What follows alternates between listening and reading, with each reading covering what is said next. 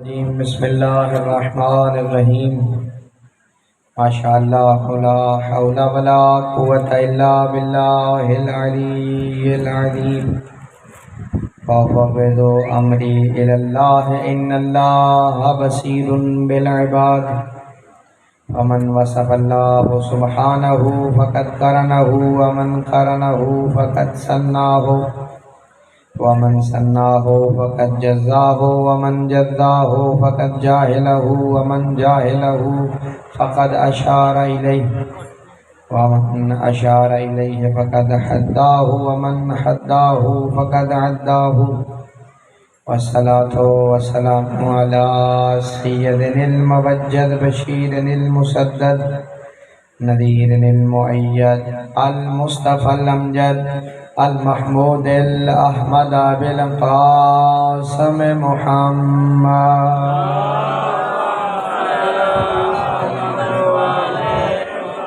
وعلى آلہ الطیبین الطاہرین المعصومین المظلومین المنتجبین المنتخبین سیما بقیت اللہ الاعظم روحی و ارواحنا لک الفدا لعنت اللہ علی اعدائهم اجمعین اما بعد قال رسول اللہ صلی اللہ علیہ وآلہ وسلم ان الحسین مصباح الہدی و سفینۃ النجات نعرہ تکبیر مل کے نعرہ تکبیر نعرہ رسالت نعرہ رسالت مل کے نعرہ حیدری نعرہ حیدری حسینیت حسینیت یزیدیت یزیدیت اہل بیت کے دشمنوں قاتلوں پہ لعنت رائے خوشنودی محمد و آل محمد صلوات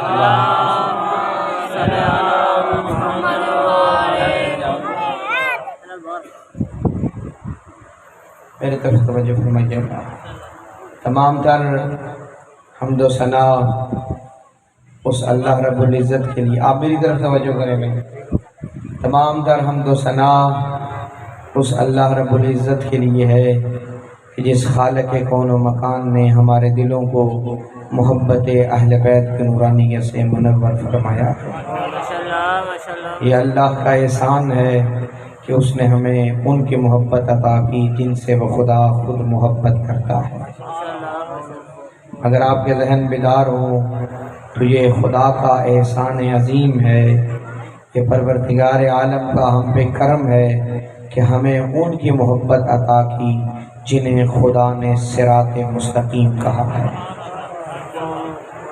ہمیں ان کی مودت عطا کی گئی کہ جنہیں خدا نے صراط مستقیم کہا ہے جن کی تعلیمات کو جن کی سیرت کو صراط مستقیم کہا گیا ہے صراط مستقیم کا اگر آسان معنی کروں خدا تک پہنچنے کا اگر کوئی رستہ ہے تو وہ رستہ محمد اور آل محمد ہے حضرت امام جعفر صادق علیہ السلام نے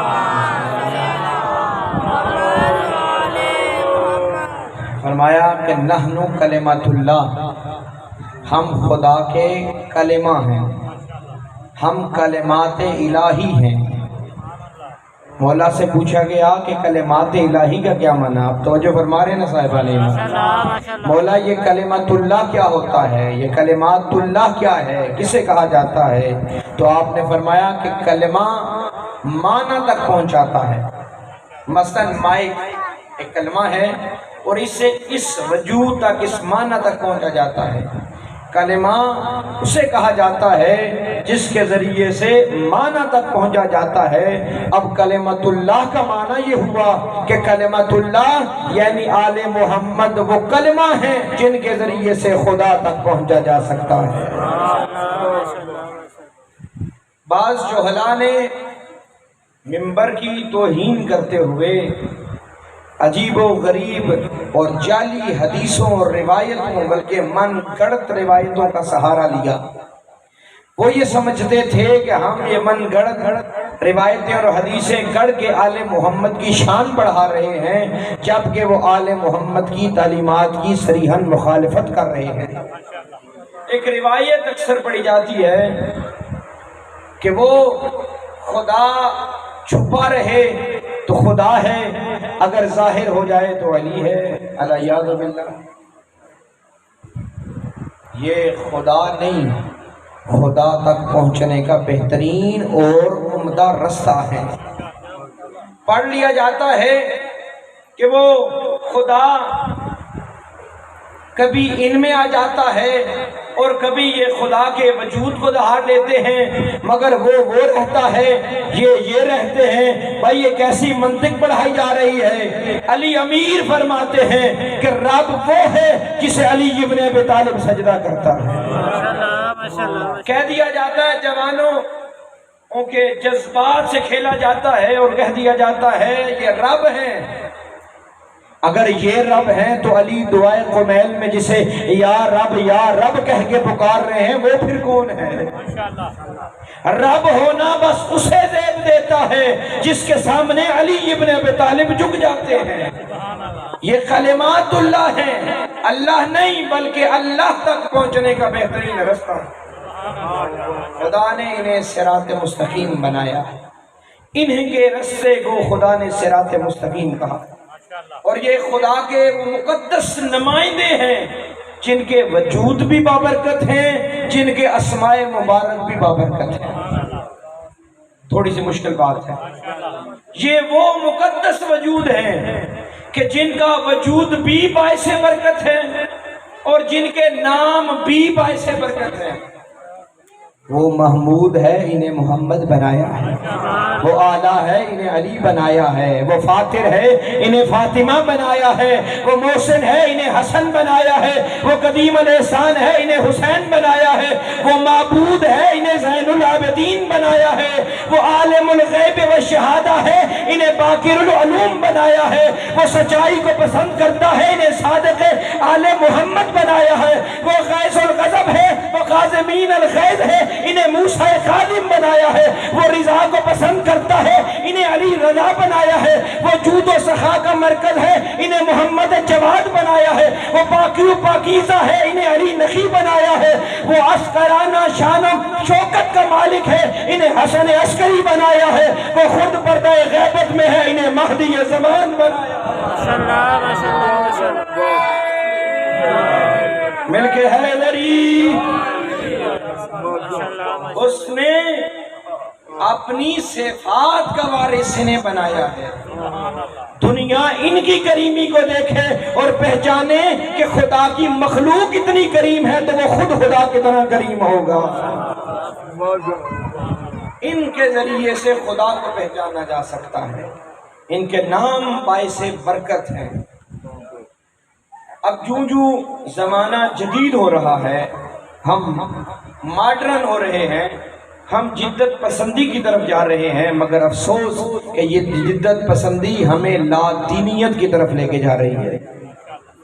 میرے بزرگ اس بات کی تائید کریں گے کہ جب زمانہ جدت کی طرف گیا تو اتنے ہمارے نوجوان دین سے دور ہوتے گئے۔ آپ گھروں کی مثال لے لیجئے، اب ہمارے ہاں نو مولود پیدا ہوتا ہے تو گھر والوں کی کوشش ہوتی ہے کہ بھائی اس کا نام وہ رکھا جائے جو کسی نے نہ رکھا ہو، بھائی اس کا نام بھی زمانے کی جدت کے مطابق یعنی ماڈرن سا کوئی نام رکھا جائے۔ حضرت امام حسین ابن علی علیہ السلام کے ہاں اللہم صلی اللہ علیہ وسلم، ہاں میں اپنی ماؤں بہنوں کے لیے خصوصاً یہ کر رہا ہوں۔ آقا ابو عبداللہ مدینہ کی گلی سے باہر نکلے، اس وقت چند روز پہلے آقا شہزادہ علی اصغر کی ولادت بسعادت ہوئی، رستے میں مروان مل گیا۔ فرزند رسول مجھے پتہ چلا ہے، معلوم ہوا ہے آپ کے ہاں بیٹے کی آمد ہوئی ہے۔ امام نے فرمایا الحمدللہ خدا نے مجھے فرزند عطا کیا ہے۔ یہ کہنے لگا یا ابن رسول اللہ پھر بیٹے کا نام کیا رکھا ہے؟ جی لین بیدار ہے نا؟ فرزند رسول بیٹے کا نام کیا رکھا ہے؟ تو آقا نے فرمایا میں نے اس کا نام علی اصغر رکھا ہے، میں نے اس کا نام علی رکھا ہے۔ یہ بغض علی کی آگ میں جلنے لگا اور جل کے کہتا ہے یا ابا عبداللہ، اے حسین ابن علی، یہ کیا بات ہوئی؟ آپ نے اپنے ہر بیٹے کا نام علی رکھا ہے؟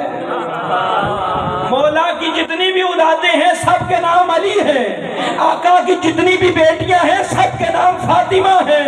روایت کہتی ہے امام نے اس کے جلنے کی بو کو محسوس کیا اور مسکرا کے فرمایا اگر اللہ حسین کو 1000 بیٹے دے میں ہر بیٹے کا نام علی رکھوں گا،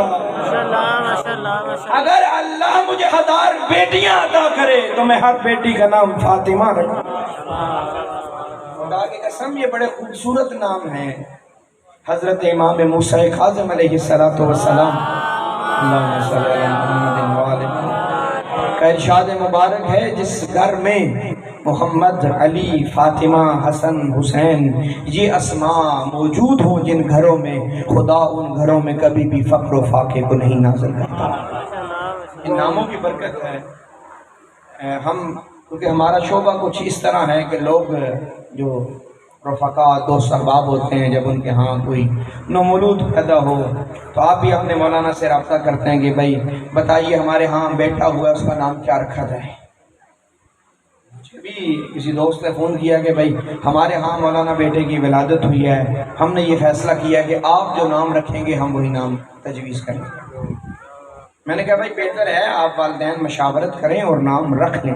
انہوں نے کہا نہیں آپ جو کہیں گے وہی ہم نام رکھیں گے۔ پھر میں بھی ذرا چڑھا ہو گیا کہ بھائی میری بات ان کے لیے حتمی ہوگی، تو پھر میں نے کہا اگر پہلا بیٹا ہے تو اس کا نام محمد رکھو، کیونکہ حضرت امام محمد باقر علیہ السلام کا ارشاد مبارک ہے اللہم صلی علی محمد وآلہ محمد۔ بہتر یہ ہے کہ اپنے پہلے بیٹے کا نام محمد رکھو، اگر محمد نہیں رکھ سکتے تو اگر تمہارے 4 بیٹے ہیں چاروں میں سے ایک کا نام محمد ضرور ہونا چاہیے۔ میں نے کہا بہتر ہے آپ محمد رکھ لیجئے۔ نہیں مولانا یہ نام تو فلاں کا ہے، یہ فلاں کے بیٹے کا ہے۔ میں نے کہا اچھا پھر یار امیر کے نام پہ، حضرت کے نام پہ کوئی نام رکھ لو، حیدر رکھ لو، مرتضیٰ رکھ لو، مصطفیٰ رکھ لو۔ میں نے بہت سارے نام رکھے۔ نہیں مولانا یہ نام نہیں، یہ ہماری گلی میں فلاں بچے کا نام ہے۔ یقین جانے یہ مبالغہ رہی نہیں، میں نے تقریباً انہیں 15-18 نام بتائے، بھائی یہ رکھ لیجیے، نہیں یہ اس کے بیٹے کا نام ہے، یہ اس کے بیٹے کا نام ہے۔ بھائی پھر وہ تنگ ہو کہ میں بھی تنگ ہوا، میں نے کہا جناب کچھ فیصلہ کیجئے۔ تو وہ کہنے لگے مولانا ہم آپ کو اپنی مرضی بتا دیتے ہیں، بس نام ایسا ہو جو کسی کے بیٹے کا نہ ہو۔ میں نے کہا پھر اچھا بابا اپنے بیٹے کا نام شمر ہی رکھ لو۔ بھائی ہم جدت کے نام پہ دین سے دور ہو رہے ہیں۔ معذرت کے ساتھ مجھے آپ کے غالباً کسی بھی فرد کا نام نہیں معلوم، اگر آپ کی دل آزاری ہو تو میں معذرت چاہتا ہوں۔ ہمارے ہاں نام علی ہے، نام محمد ہے، نام حسن اور حسین ہیں، اہل بیت کے ناموں پہ یا اہل بیت کے القابات میں سے نام ہیں، مگر بلایا جگہ سے مونی، ٹونی، یہ کیا نام ہے؟ یہ بھائی انسانوں کے نام نہیں ہیں۔ صلوات پڑھیں آل محمد کی عظمت پہ، اللہم صلی علی محمد وآلہ۔ حضرت فرماتے ہیں کہ جس گھر میں یہ اسماء ہوتے ہیں، اور آپ دیکھیے اس میں محمد کی برکت، حضرت صادق آل محمد ارشاد فرماتے ہیں جب میدان محشر ہوگا، اللہم صلی علی محمد وآلہ محمد، آپ اندازہ کیجئے کہ فرمایا جب میدان محشر ہوگا، میدان محشر میں ایک منادی ندا کرے گا، کہاں ہیں وہ لوگ جن کے نام خدا کے محبوب کے نام پہ تھے؟ کہاں ہیں وہ لوگ کہ جن کے نام پیغمبر خدا کے اسم مبارک محمد کی نسبت سے محمد ہے؟ تو معصوم فرماتے ہیں گروہ کھڑا ہوگا جن کا نام محمد ہوگا، آواز قدرت آئے گی انہوں نے میرے محبوب کے نام پہ نام رکھا ہے، میرے محبوب کا نام ہے، میں اپنے محبوب کے نام کے احترام کے پیش نظر تم پہ آتش جہنم کو حرام کرتا ہوں اور جنت کی طرف تمہیں روانہ کرتا ہوں۔ فرمایا ایک اور روایت، نعرہ تکبیر اللہ، نعرہ رسالت یا رسول اللہ، نعرہ حیدری۔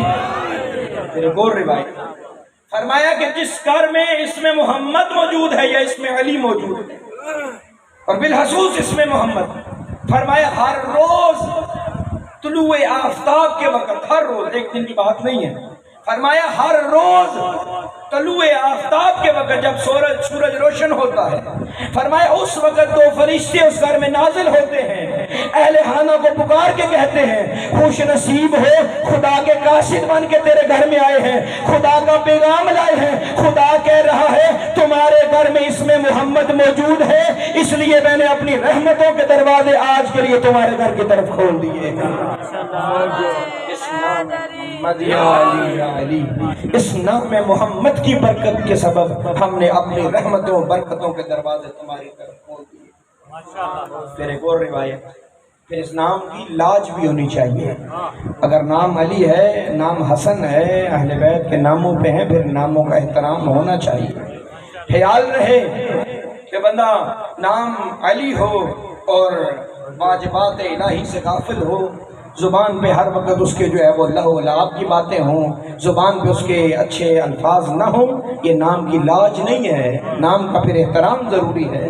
فرمایا کہ روز قیامت اب اس نام کی لاج ہم نے کیا رکھنا ہے اور خدا کیا رکھ رہا ہے۔ دیکھیے حضرت امام باقر علیہ السلام فرماتے ہیں اللہم صلی علی محمد وعلی محمد کہ میدان محشر میں گنہگاروں کی صفیں ہوں گی، گنہگار کھڑے ہوں گے، منادی ندا کرے گا، خدا کہہ رہا ہے ان گنہگاروں میں جن کا نام محمد ہے ان کی صف علیحدہ کر دی جائے، ان گنہگاروں میں سے جن کے نام خدا کے محبوب کے نام پہ ہیں انہیں علیحدہ کر دیا جائے، اہل بیت کے ناموں پہ نام ہے انہیں علیحدہ کر دیا جائے۔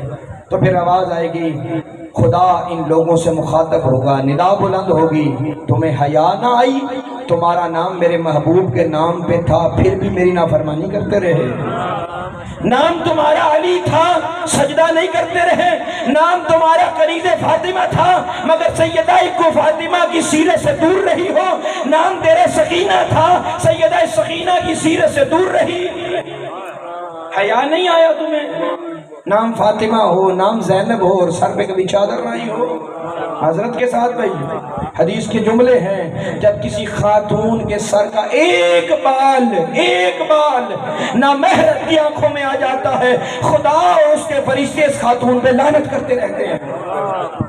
مجلس میں گئے تھے اور لعنتیں کھٹ کے آ گئے، مجلس میں حضرت کے ساتھ میری مائیں بہنیں، اگر آپ کے بالوں میں سے ایک بال بھی ایسا ہے جس میں پردہ نہیں ہے، معصوم فرماتے ہیں خداوند متعال اور اس کے فرشتے لعنت نازل کرتے ہیں۔ لعنت کا معنی زندگی سے برکت کو اٹھا لیا جاتا ہے، زندگی سے خدا کی رحمت کا خاتمہ ہو جاتا ہے۔ پھر پریشان ہوتی ہیں کہ بھائی گھر میں ہر وقت فساد رہتا ہے، گھر میں ہر وقت لڑائی جھگڑا رہتا ہے، معصوم فرماتے ہیں تمہاری اس بے پردگی کی وجہ سے خدا کی لعنت نازل ہوتی ہے اور اس لعنت کے سبب تمہاری زندگی سے برکت کو ختم کر دیا جاتا ہے۔ اور فرمایا یہاں تک آپ اندازہ کریے دین کوئی آسان نہیں ہے، دین کے اصول ہیں، دین آپ کو حیا سکھاتا ہے، دین آپ کو تہذیب سکھاتا ہے۔ فرمایا اگر کوئی خاتون خوشبو استعمال کرتی ہے اور وہ نامحرموں کے درمیان سے گزر جاتی ہے، فرمایا جب تک اس خوشبو کے اثرات ان مردوں کے ناک تک یا ان کے مشام تک رہیں گے، اس وقت تک خدا بند متعال کی طرف سے اس خاتون کے نامہ اعمال میں گناہ لکھے جائیں گے۔ جی اگر نام ایسا ہے تو پھر اس نام کی لاج ہونی چاہیے۔ آواز آئے گی جن کے نام محمد ہے نہیں علیحدہ صف کر دی جائے، خدا کہے گا حیا نہ آئی کہ تمہارا نام میرے محبوب کے نام پہ تھا مگر پھر بھی میری نافرمانی کرتے رہے، آواز آئے گی تم نے حیا نہ کی مگر ہم احترام محمد میں اسم محمد کی حیا کرتے ہیں اور تمہیں آتش جہنم سے آزاد کر کے جنت کی طرف بھیج رہے ہیں۔ ان ناموں کو بھیجنے اللہ اکبر، یا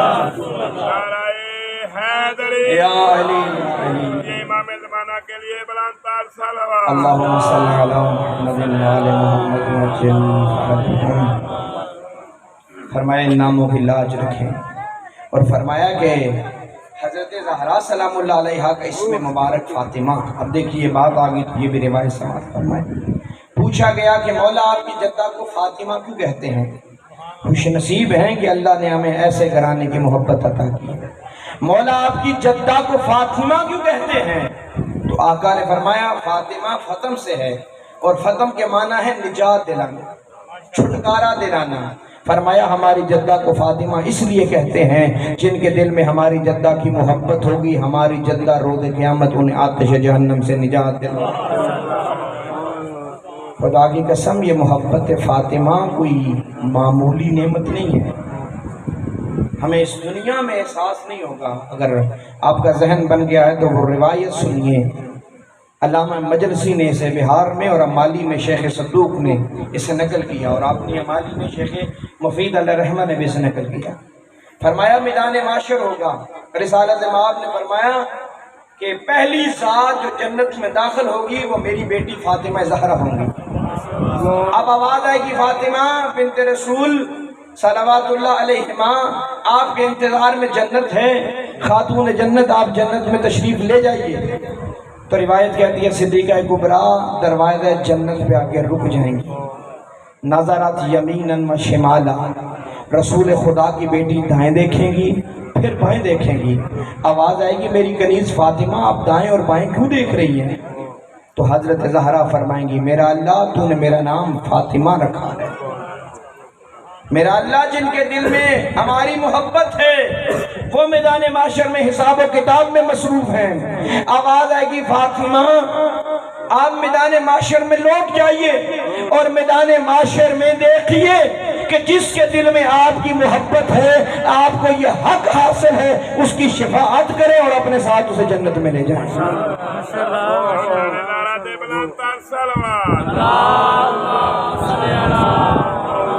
خدا کی قسم کبھی بھی محبت فاطمہ پہ سمجھوتا نہ کرنا۔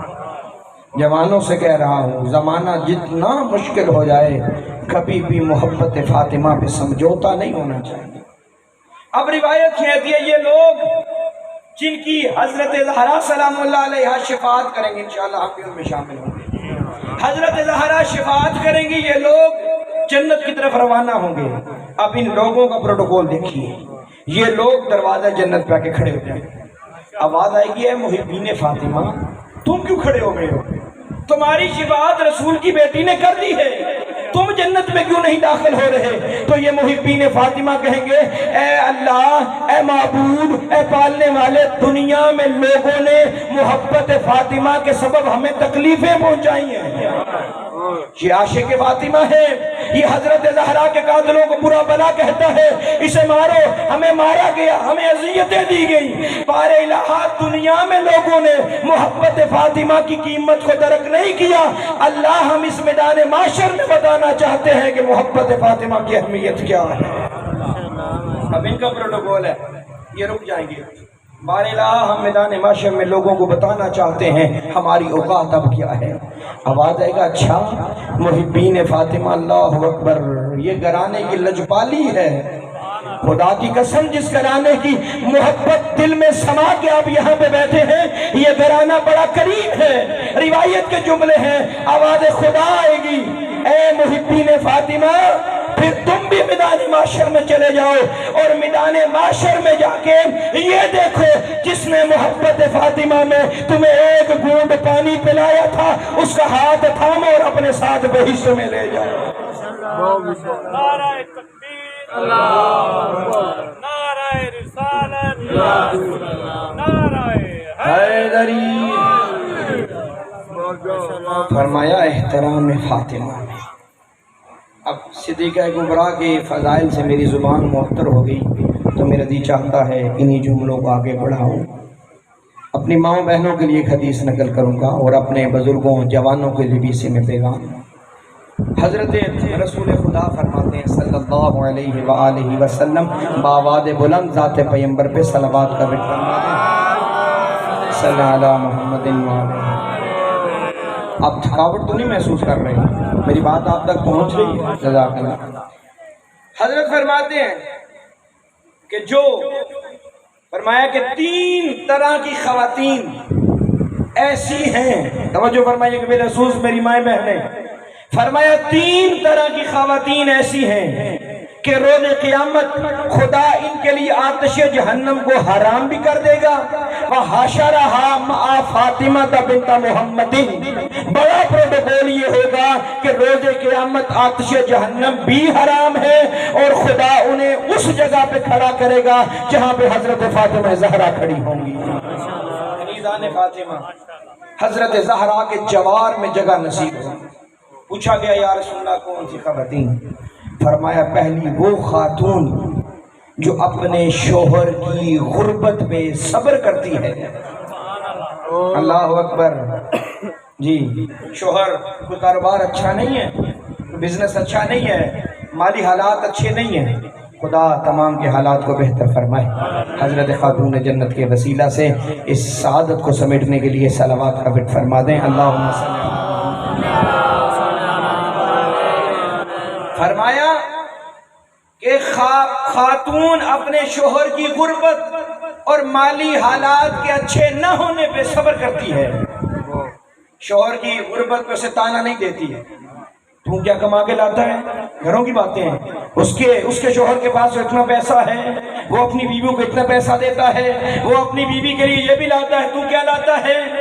فرمایا جو بیوی صبر کرتی ہے, خاموش رہتی ہے, فرمایا خدا بند متعال اس پہ آتش جہنم کو حرام بھی کر دے گا. وَحَشَرَهَا مَعَ فَاطِمَةَ بِنْتَ مُحَمَّدٍ. اس صبر کے عوض خدا روز قیامت حضرت زہرا کے جوار میں سے جگہ عطا کرے گا. دوسری فرمایا وہ خاتون جو اپنے شوہر کی بد اخلاقی پہ صبر کرتی ہے. میاں صاحب, شاہ صاحب, چودھری صاحب کو بازار کا غصہ تھا, گھر میں آ کے بیوی بچوں پہ اتار دیا. یہ ہمارے گھروں کی باتیں ہیں. ہم کاروبار میں نقصان کا غصہ اپنی بیوی پہ نکالتے ہیں, ہم خسارے کا غصہ اپنے بچوں پہ نکالتے ہیں. باہر حاجی صاحب ہیں, کار وڑن تے بیوی آتی ہے اللہ نہ ہی کرے, مٹھے نہ لگن. یہ زندگی نہیں ہے عزیزان محترم. زندگی کی خوبصورتی یہ ہے کہ جیسا کردار آپ کا باہر ہے اس سے بہتر کردار آپ کا اپنے اہل خانہ کے ساتھ ہونا چاہیے. روایت کہتی ہے کہ جو عورت, جو خاتون اپنے شوہر کی بد اخلاقی پہ خاموشی اختیار کر لیتی ہے, ایک چپ تے سو سکھ. فرمایا خاموشی اختیار کرتی ہے, اس کے سامنے اپنی آواز کو بلند نہیں کرتی. اور یہ بھی سماعت فرمائے میری مائیں بہنیں, فرمایا جو خاتون اپنے شوہر کے مقابل اپنی آواز کو اس کی آواز سے بلند کرتی ہے, خدا بند متعال اور اس کے فرشتے ایسی خاتون پہ لعنت نازل کرتے ہیں. یہاں تک رسالت مآب نے شوہر کی اطاعت کتنی ضروری ہے اب یہ ملاحظہ کیجئے. رسالت مآب نے جب خاتون جنت کو امیر المومنین کے ساتھ ودا کیا تو یہ فرمایا کہ فاطمہ بیٹی سنو, پیغام تھا ماں بہنوں کے لیے, امت پیغمبر کی ہر خاتون کے لیے پیغمبر کی یہ نصیحت اور نصیحت تھی. فرمایا فاطمہ بیٹی جب کوئی خاتون خشوع اور خضوع کے ساتھ صحیح عمدہ انداز سے اول وقت بہترین طور طریقے سے نماز واجب ادا کرتی ہے مگر نماز کے بعد اپنے شوہر کے حق میں دعا نہیں کرتی, خدا بند متعال ایسی خاتون کی عبادت کو, نماز کو قبول نہیں کرے گا. نماز قبول خدا نہیں کرے گا اس لیے کہ اس نے اپنے شوہر کے حق میں دعا نہیں کی. فرمایا اب اندازہ کریں دعا نہ کرنے کے سبب نماز خدا قبول نہیں کرتا. واجب ادا ہے, یہ بھی ایک تفصیل ہے کہ دعا اور عبادت قبول کیسے ہوتی ہے. فرمایا واجب تو ادا ہو گیا اس کا, مگر خدا کے ہاں اس عبادت کا کوئی مقام نہیں ہے کیونکہ اس نے نماز کے بعد اپنے شوہر کے حق میں دعا نہیں کی. اور آپ اندازہ کریں جو خاتون شوہر کے مقابل اونچی آواز سے بولتی ہے, فرمایا خدا کی لعنت ہوتی ہے ایسی خاتون پہ. اور فرمایا کہ جو اپنے شوہر کی بد اخلاقی پہ صبر کرتی ہے, وَحَشَرَهَا مَعَ فَاطِمَةَ بِنْتَ مُحَمَّدٍ, خدا آتش جہنم سے آزادی کا پروانہ بھی دیتا ہے اور خاتون جنت شہزادی کونین کے جوار میں سے جگہ بھی عطا کر دے. تیسری خاتون فرمایا وہ خاتون جو اپنے شوہر کا حق مہر معاف کر دیتی ہے. یہ ایک بہت تفصیل ہے, ایک فقہی مسئلہ ہے, آپ علماء سے استفادہ کریں گے, مگر میں گزرتے ہوئے اس بری رسم کے خلاف میں بڑا شدید مخالف ہوں. اس رسم کے حق مہر جب نکاح کا موقع ہوتا ہے تو یہ شرعی حق مہر حق محر لکھوائیے جی، شریع حق محر۔ شریع حق محر کیا ہے جی بھائی؟ شریع حق محر جیڑا مرضی لکھ دیو، جو مرضی لکھ دیں بھائی۔ شرعی حق محر کی ڈیفینیشن یہ ہے، حق محر خاتون کی ملکیت ہے، جو خاتون کہے گی وہی شرعی حق محر ہوگا۔ اگر وہ کہتی ہے 1000 وہی شرعی حق محر ہے، اگر وہ کہتی ہے 10,000، وہ کہتی ہے 1 ملین 1 بلین، یہی شرعی حق محر ہے۔ ہمارے ہاں اس شرعی رسم کو اپنی انا کی بھی چڑھا دیا جاتا ہے بھائی، ساڑھے نویں رشتہ داری بڑی ہے لہذا ہم نہیں لیں گے حق محر، بھائی یہ 1000 روپے لکھ دیں بس خانہ پوری کرنے کے لیے۔ بھئی یہ خدا اور رسول نے خاتون کے تحفظ کا نظام بنایا ہے۔ حق محر، حق محر خاتون کا تحفظ ہے، مگر اسلام پھر بھی کہہ رہا ہے ہاں اگر خاتون اپنے شوہر کا حق محر معاف کر دیتی ہے، حشرہا ما فاطمہ بنت محمد، باپ کو اختیار نہیں، بھائی کو اختیار نہیں کہ وہ یہ کہہ دے کہ ہم حق محر نہیں لیتے، فرمایا یہ اختیار خاتون کا ہے۔ اگر وہ یہ کہہ دیتی ہے میں یہ حق محر نہیں لیتی، خداوند متعال آتش جہنم بھی حرام کر دے گا۔ وحشرہا ما فاطمہ بنت محمد، اور اسے حضرت زہرا کے ساتھ مشہور بھی کیا جائے گا۔ بد اخلاقی پیغمبر کے صحابی تھے سعد بن معاذ، بڑے جلیل القدر صحابی تھے۔ آج آپ بور تو نہیں ہوئے؟ آج ذرا گفتگو تھوڑی سی تبدیل ہے، مجھے لگا شاید آپ پریشان ہیں۔ صلوات پڑھیں نا آل پیغمبر کی۔ اللہ اکبر، صلوات کا ورد فرما دیں۔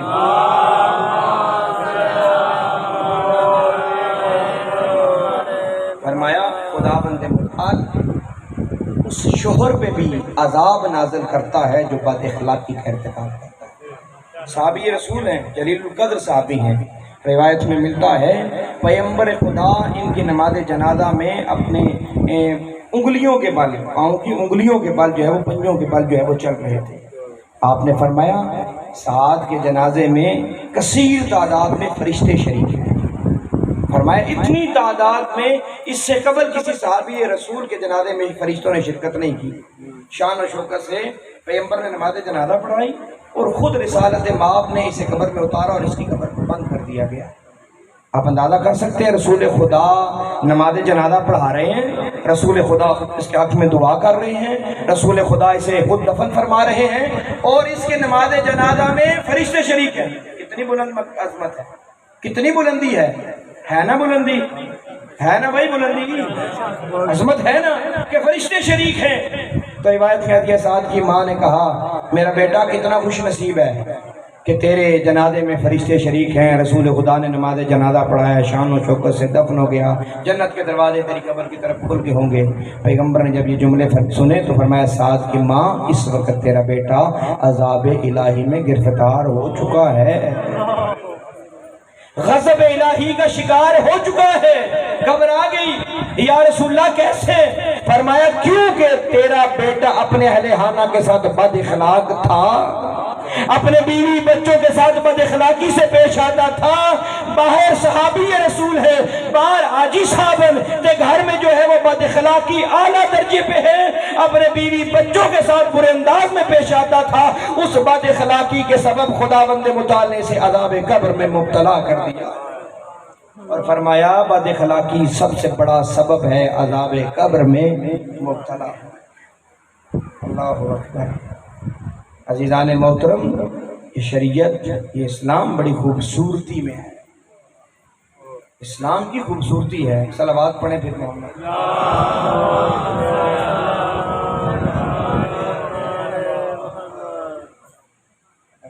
صلوات پڑھیں پھر بھی محمد وآل محمد۔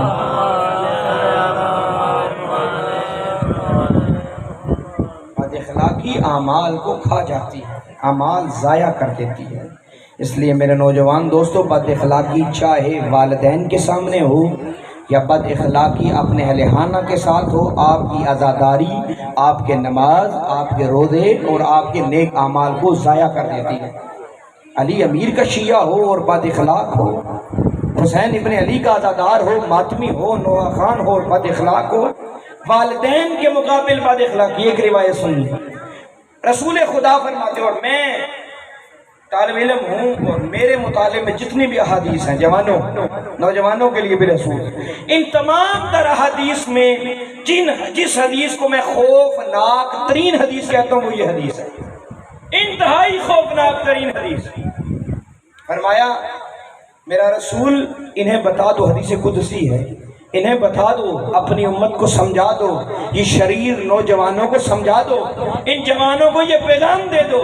پیغمبر فرماتے ہیں خدا یہ کہہ رہا ہے اگر کسی بندے کے نامہ اعمال میں 1,24,000 نبیوں کی عبادتوں کے برابر عبادتیں ہوں، جی حضرت آدم سے لے کے حضرت خاتم تک ہر نبی کی عبادت کے برابر عبادتوں کا صلہ اور اجر اس کے نامہ اعمال میں ہو، آپ اندازہ کر سکتے ہیں سرکار آدم کی عبادت کتنی تھی، حضرت نوح کی عبادت کتنی تھی، حضرت ایوب و یعقوب کی عبادت کتنی تھی؟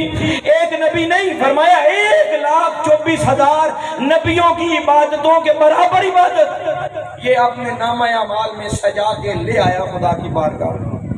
فرمایا اگر، خوفناکی دیکھیے، اگر اس کے نامہ اعمال میں والدین کے ساتھ بد اخلاقی جیسا سنگین جرم ہوا تو میں اس ساری عبادت سمیت اسے آتش جہنم میں پھینک دوں گا۔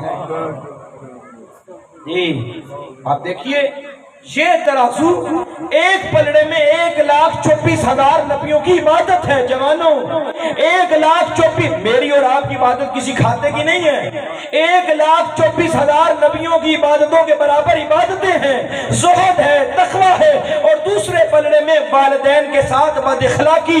ابا جی تانوں کے پتہ ہے، ابا جی منو تے سارا کچھ پتہ ہے، یہ بد اخلاقی ہے، ابا جی بہ جو میں کر لیسا منو بہتا پتہ ہے، یہ بد اخلاقی ہے۔ فرمایا یہ بد اخلاقی جیسا سنگین جرم ہوگا خدا ان عبادتوں کو نہیں دیکھے گا، اس بد اخلاقی کی وجہ سے اہل بیت کی شفاعت سے بھی محروم ہو جاؤ گے۔ بس ایک حدیث سنی اور 2 جملے مصیبت کے بس۔ فرمایا مکروہ ہے، صادق آل محمد علیہ السلام فرماتے ہیں یہ احترام صرف بیٹوں کے لیے نہیں بیٹیوں کے لیے بھی واجب ہے۔ فرمایا کہ جس مکروہ ہے اس چھت پہ چلنا جس چھت کے سائے میں تمہارے ماں باپ بیٹھے ہیں، گھر کی چھت میں احترام والدین دیکھیے بھائی۔ فرمایا جس چھت کے نیچے تمہارے والدین آرام کر رہے ہیں، بیٹھے ہیں، اس چھت پہ چلنا، ان کی سیدھ میں چلنا تمہارے لیے مکروہ ہے، خدا کو ناپسندیدہ۔ فرمایا تمہارے گھر میں تمہارے باپ کی وہی اوقات ہے، وہی اہمیت ہے جو ایک نبی کی اپنی امت میں اہمیت ہوتی ہے۔ ہم پڑھ لکھ جاتے ہیں تو کہتے ابا جی تانوں کے پتہ سانوں بہت پتہ ہے۔ بھائی نبی کے سامنے یہ جملے کہنا، ہم ان لوگوں پہ لعنت کرتے ہیں جو نبی کہتے تھے لاؤ کاغذ قلم میں لکھ دیتا ہوں، اہل بیت اور قرآن کے ساتھ تمسک کا لکھ دیتا ہوں، وہ کہتے رہے نہیں یا رسول اللہ تانوں کے پتہ ہے ہمارے لیے یہ قرآن کافی ہے۔ اگر وہ قابل لعنت ہے تو وہ اولاد بھی قابل لعنت ہے جو والدین کے مقابل کہتے تانوں کے پتہ ہے سانوں کو پتہ ہے۔ سلام بھیجیے اس گھرانے کی مظلومیت پہ۔ میں مسائل پڑھنا چاہتا تھا مگر بس 2 جملے مصیبت کے کہوں گا، کل سے زیادہ وقت مصیبت پہ عرض کروں گا۔